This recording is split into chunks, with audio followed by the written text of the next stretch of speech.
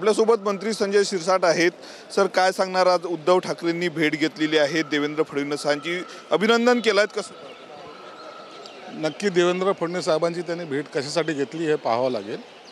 परंतु राजकारणामध्ये जी काही संस्कार आहेत महाराष्ट्राचे ते जपले पाहिजेत। निवडणुकीच्या काळामध्ये काय बोलले काय नाही बोलले, परंतु मला वाटतं आज भेट घेणं हे चांगले लक्षण आहेत।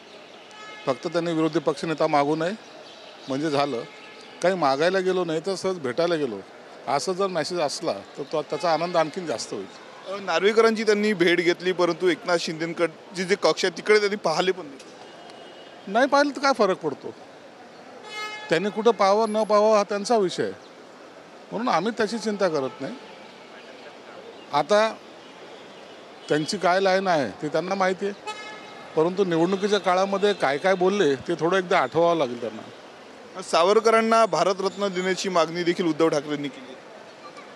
सावरकरांना भारतरत्न द्यायची मागणी केली, आमची ती मागणी आहे, परंतु सावरकरांच्या प्रतिमा जे काढतायत त्याच्याकडे त्यांनी लक्ष दिलं पाहिजे। एक शेवटला, आगामी काळामध्ये भाजप आणि उद्धव ठाकरे जवळ येताना दिसत आहेत का? कसं पाहता या भेटीकडे? राजकारणामध्ये काय घडेल त्याचा नेम नसतो, म्हणून त्याच्यावर भाष्य आत्ताच्या वेळेला करणं योग्य नाही। आणि नक्कीच तर हे होते संजय शिरसाट। कॅमेरामॅन सिद्धेश नाईकसह मी स्वप्नील उमाप, TV9 मराठी, नागपूर।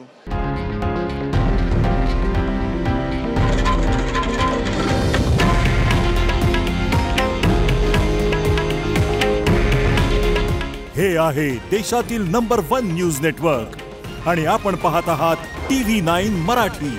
काळजी तुमची, हित महाराष्ट्राचं।